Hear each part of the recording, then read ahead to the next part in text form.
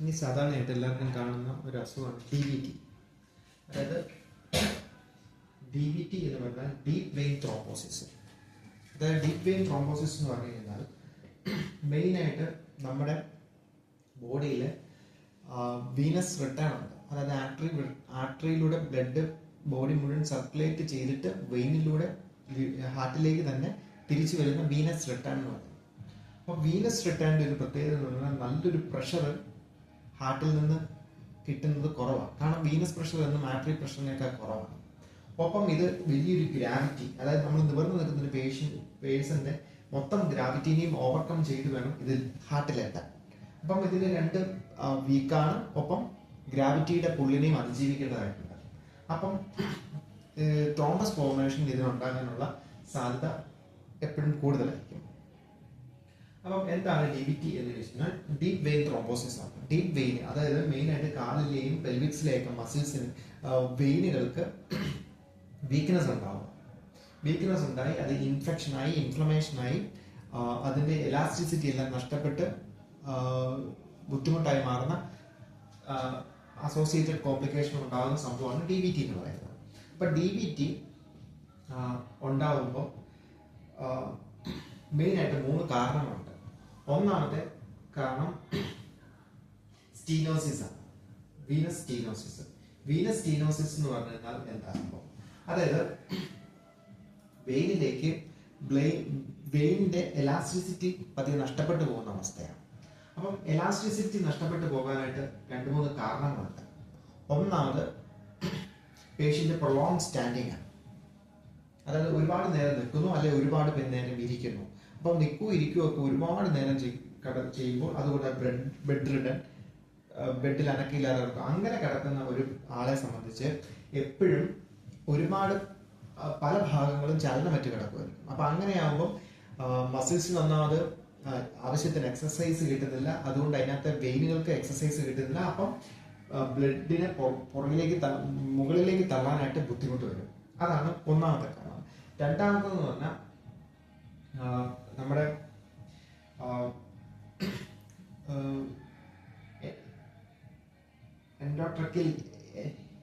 Endometrial ഇഞ്ചുറിയാണ്. അതായത് നമ്മുടെ വെയിനുകൾക്ക് ചില ഇഞ്ചുറികളൊക്കെ ഉണ്ടാവും. അത് ചിലപ്പോഴും നമ്മൾ ഓറൽ കോൺട്രാസെപ്റ്റീവ് എടുക്കുമ്പം, ചില ഹോർമോണൽ തെറാപ്പികൾ ചെയ്യുമ്പം ആ പ്രഗ്നൻസി വലിയ പ്രഷർ വരും. അതുകൂടാതെ പോസ്റ്റ് ഓപ്പറേറ്റീവ് പ്രഗ്നൻസി, കാരണം സിസേറിയൻ കഴിയുമ്പം ഒരുപാട് വാസ്കുലാർ ഇഞ്ചുറികൾ ഉണ്ടാവും. അപ്പം ഇതൊക്കെ കൊണ്ടും ത്രോംബസ് ബോഡിയിൽ ഉണ്ടാകാനുള്ള സാധ്യതയുണ്ട്. പിന്നെ ഹൈപ്പർ കൊയാഗുലബിലിറ്റി, അതായത് നമ്മുടെ ബോഡിയിൽ ക്ലോട്ടിംഗ് ഫാക്ടർ ഒരുപാടാണ്. അതായത് നമുക്കൊരു ഇതെടുത്ത് കഴിഞ്ഞാൽ സാധാരണ നമ്മുടെ ബോഡിയിൽ ഒരു PTT ഒക്കെ ചെയ്ത് കഴിഞ്ഞാൽ, അല്ലെ PTINR ചുമ്മാ ചെയ്ത് കഴിഞ്ഞാൽ അതൊരു തെറാപ്യൂട്ടിക് ലെവലിൽ നോക്കിയാൽ ഒരു 8 സെക്കൻഡ് അല്ലെ 12 സെക്കൻഡ് ഒക്കെ കാണാൻ പാടുള്ളൂ. പക്ഷെ അത് അതിനേക്കാൾ താന്നു ഒരു നിസാര സെക്കൻഡുകളേ ഉള്ളൂ, ഒരു 4 സെക്കൻഡേ ഉള്ളൂ, 5 സെക്കൻഡേ ഉള്ളൂവെങ്കിൽ എന്താ സംഭവിക്കുന്നത്? ബ്ലഡ് ക്ലോട്ട് ആകാനുള്ള സാധ്യത ഒരുപാട് ബോഡി കൂടി കിടക്കുക. മനസ്സിലായി? ഹൈപ്പർ കൊയാഗുലബിലിറ്റിയാണ്. ഹൈപ്പറായിട്ട് കൊയാഗുലേറ്റഡ് ആകാനുള്ള പ്രവണത ബോഡിയിൽ ഇങ്ങനെ കൂടിക്കിടക്കുക. അപ്പൊ അതിന്റെ ഭാഗമായിട്ട് ചിലപ്പം ബോഡിയിൽ പ്രശ്നങ്ങളുണ്ടാകും. അതിലൊരു കാരണമാണ് ഹീമോഗ്ലോബിൻ. HB ഒരുപാട് ബോഡി കൂടിക്കിടന്നാൽ ബ്ലഡിന്റെ കൊഴുപ്പ് കൂടും. അപ്പൊ ബ്ലഡ് വളരെ സ്ലോയിലേ പോകത്തുള്ളൂ. അപ്പം അതിന്റെ ആ ലിക്വിഡിറ്റി നഷ്ടപ്പെട്ടു പോവുക. മനസ്സിലായോ? അതുകൂടാതെ ചിലപ്പം ചില കൊയാഗുലേറ്റിംഗ് ഫാക്ടേഴ്സ്, ഫാക്ടർ K, ഇതൊക്കെ നമ്മുടെ ബോഡിയിൽ ഒരുപാട് കൂടിക്കിടന്നാൽ ഈ കൊയാഗുലേഷനെ ഇത് ഹൈപ്പർ കൊയാഗുലേറ്റീവിലോട്ട് നയിക്കുകയും കൊയാഗുലേഷൻ, അതായത് ആന്റി കൊയാഗുലന്റ് മെഡിസിനുകൾ ഉപയോഗിക്കുകയും ചെയ്യേണ്ടി വരും. ഉപയോഗിച്ചില്ലെങ്കിൽ ഇങ്ങനെയുള്ള പ്രശ്നങ്ങളെല്ലാം ഉണ്ടാവുകയും ചെയ്യും. അപ്പൊ ഇതാണ് ഇതിന്റെ മെയിൻ സംഭവങ്ങൾ. ഇനി ഇതിന് ഒരു സൈൻസ് ആൻഡ് സിംറ്റംസ് ഉണ്ട്.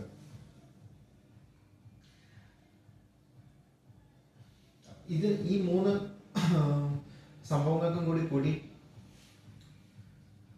വെർച്ചോസ് സ്റ്റൈഡർ എന്നാണ് പേര് പറയുന്നത്. എന്തിനൊക്കെ? ഈ ഹൈപ്പർ വീനോസ്റ്റാസിസ്, ഹൈപ്പർ കൊയാഗുലബിലിറ്റി, പിന്നെ വേറെ ഒന്നും കൂടി പറഞ്ഞാലോ, ഓർക്കണം, ഹൈപ്പർ കൊയാഗുലബിലിറ്റി, വീനോസ്റ്റാസിസ്,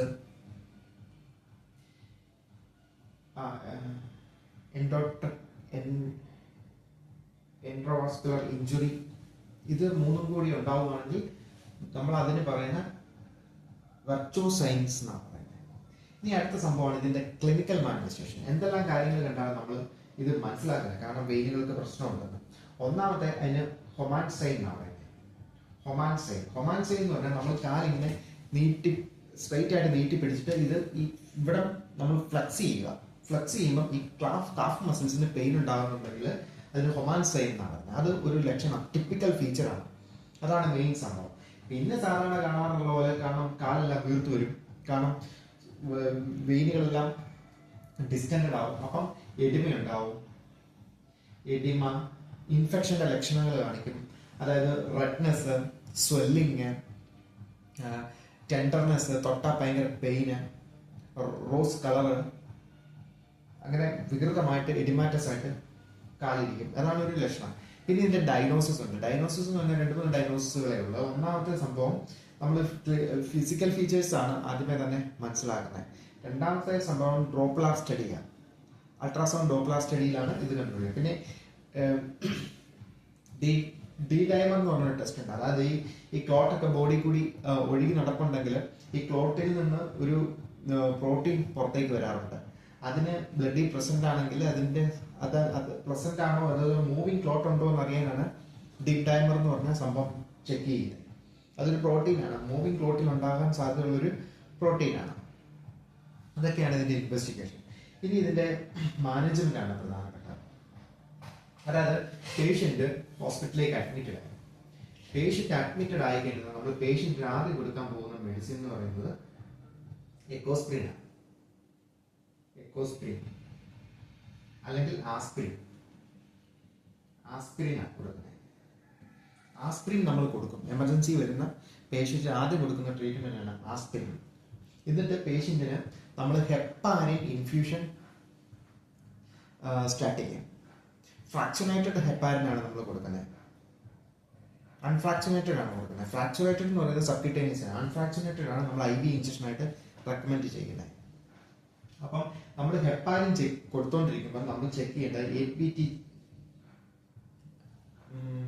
ആക്ടിവേറ്റഡ് പാർഷ്യൽ APTT നമ്മൾ ചെക്ക് ചെയ്തുകൊണ്ടിരിക്കും. APTT എന്തിനാ ചെക്ക് ചെയ്തുകൊണ്ടിരിക്കണം എന്ന് പറഞ്ഞാൽ പേഷ്യന്റിന്റെ നമ്മുടെ ഹെപ്പാരിന്റെ എഫക്റ്റ് ബോഡിയിൽ നന്നായിട്ട് വരുന്നുണ്ടോ എന്നറിയാൻ വേണ്ടിയിട്ടാണ്. സാധാരണ ഒരു 25-30 സെക്കൻഡിനും ഇടയിലാണ് സാധാരണ APTT കാണുന്നത്. പക്ഷെ തെറാപ്യൂട്ടിക് എന്ന് പറയുമ്പോൾ ഇതിൻ്റെ ഒരു 3 ഇരട്ടി വരെ പോവാം. അതായത് ഒരു 75-80 ഇടയിലൊക്കെ ആകാം. 90 എന്ന് പറയുന്നത് ഇതിന്റെ മാക്സിമം. 90 മേളിലേക്ക് പോയി കഴിഞ്ഞാൽ പേഷ്യന്റിന് ഭയങ്കര ബ്ലീഡിങ് ടെൻഡൻസിയാണ്. നമ്മൾ പെട്ടെന്ന് ഹെപ്പാരിൻ സ്റ്റോപ്പ് ചെയ്യണം. അതാണ്. എന്നിട്ട് ഹെപ്പാരിന്റെ ആന്റിഡോട്ട് നമ്മൾ കൊടുക്കണം. കാരണം ഒരുപാട് കീറിപ്പോയി. പക്ഷെ ഹെപ്പാരിൻ കൊടുക്കുന്ന പേഷ്യന്റിന് കുറച്ച് കാര്യങ്ങൾ ശ്രദ്ധിക്കാനുണ്ട്. കാരണം ഇയാളെ നടക്കാൻ അനുവദിക്കരുത്. കാരണം നടന്നു കഴിഞ്ഞാൽ സാധാരണ ഇതിൽ കിടക്കുന്ന ഹെപ്പാരിനെല്ലാം ചെല്ലുമ്പോൾ സ്വാഭാവിക ക്ലോട്ട് മൂവിങ് ക്ലോട്ട് ആവും. അങ്ങനെ മൂവിങ് ക്ലോട്ട് മൂവ് ആയി കഴിഞ്ഞാൽ ലെൻസിലൊക്കെ ചെന്ന് ലിവറിൽ ഹാർട്ടിലൊക്കെ ചെന്ന് ഒരുപാട് പൾമണറി എംബോളിസവും പ്രശ്നവും ഒക്കെ പറഞ്ഞാൽ ഇൻറ്റുബേറ്റ് ചെയ്യേണ്ട കോംപ്ലിക്കേഷനിലേക്ക് പേഷ്യന്റ് പോകും. അതുകൊണ്ട് ഹെപ്പാരിൻ കൊടുക്കുന്ന സമയത്ത് പൂർണ്ണമായിട്ട് റെസ്റ്റ് ആയിരിക്കും. അപ്പം ഹെപ്പാരിൻ നമുക്ക് എത്ര ദിവസം കൊടുക്കും? നമ്മളൊരു 5 ദിവസം കൊടുക്കും. 5 ദിവസം കൊടുത്ത് ഈ പേഷ്യന്റിനെ വാച്ച് ചെയ്യും. പേഷ്യന്റിന് കുറവുണ്ടോ അതോ ബുദ്ധിമുട്ട് എങ്ങനെയുണ്ട് കാര്യങ്ങൾ. ഇത് കുറവുണ്ടെങ്കിൽ നമ്മൾ ഹെപ്പാരിന്റെ ഡോസ് നമ്മൾ IV ഡോസ് ടേപ്പർ ചെയ്ത് നമ്മൾ ഓറൽ ആന്റികൊയാഗുലന്റിലേക്ക് നമ്മൾ കിടക്കും.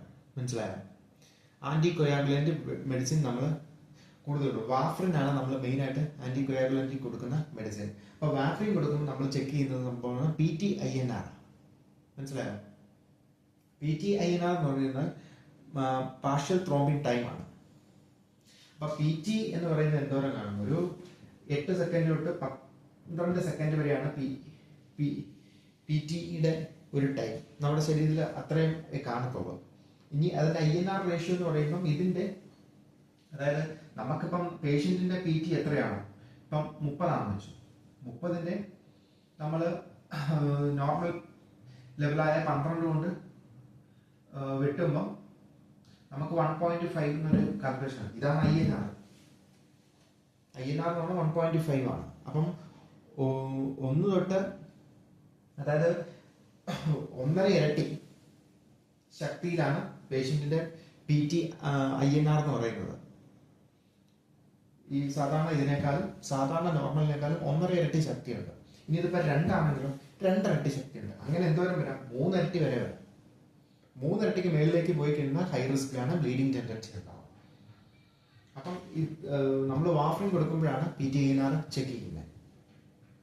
ഇനി അതുകൂടാതെ അടുത്ത സംഭവം എന്ന് പറഞ്ഞു കഴിഞ്ഞാൽ, നമുക്ക് ഈ ക്ലോട്ടൊന്നും ഈ വാഫറിനിലേക്ക് പോകാനൊന്നും പറ്റിയില്ല, 3, 4, 5 ദിവസം ട്രീറ്റ് ചെയ്തിട്ടും കുറയുന്നില്ല. അങ്ങനെയാണെങ്കിൽ നമുക്ക് പേഷ്യന്റിനെ ത്രോംബോലൈസ് ചെയ്യേണ്ടി വരും. ത്രോംബോലൈസ് ചെയ്യുക എന്ന് പറഞ്ഞു കഴിഞ്ഞാൽ പേഷ്യന്റിന്റെ ബോഡിയിലെ ക്ലോട്ടിനെ എല്ലാം നമ്മൾ ഡൈല്യൂട്ട് ചെയ്ത് കളയാനുള്ള മെഡിസിനുകൾ കൊടുക്കുക. മനസ്സിലായോ? സ്റ്റെപ്റ്റോകൈനസ്, യൂറോകൈനസ്, ഇതൊക്കെയാണ് അതിന് കൊടുക്കുന്ന മെയിൻ മെഡിസിനുകൾ.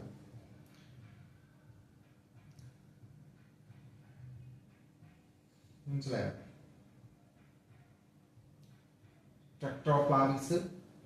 ടെട്രോപ്ലാക്സ് അങ്ങനെയുള്ള മെഡിസിനുകളൊക്കെ കൊടുത്ത് നമ്മൾ ത്രോംബസിനെ ഡൈല്യൂട്ട് ചെയ്ത് കളയാനുള്ള പരിപാടിയിലേക്ക് വേണം. ഇനി ഇതും ഏറ്റില്ല, ത്രോംബോലൈസ് ചെയ്തിട്ടും പേഷ്യന്റിന്റെ ഈ സിംറ്റംസ് ഒന്നും കുറയുന്നില്ല, പേഷ്യന്റിന് ഭയങ്കര ബുദ്ധിമുട്ടാണ്, ഡിഫിക്കൽറ്റി ആണെങ്കിൽ മാത്രമാണ് നമ്മൾ അടുത്ത സർജിക്കൽ പ്രൊസീജിയറുകളിലേക്ക് പോകുന്നത്. അതായത് വെയിൻ ടൈറ്റനിങ്, വെയിൻ സ്റ്റാപ്പറിങ് എന്ന് പറയുന്ന പ്രൊസീജിയറുകളൊക്കെ സർജിക്കൽ പ്രൊസീജിയറുകളാണ്. ഇതാണ് ഇതിനെക്കുറിച്ച് മെയിനായിട്ട് പഠിക്കാനുള്ളത്. Okay, thank you.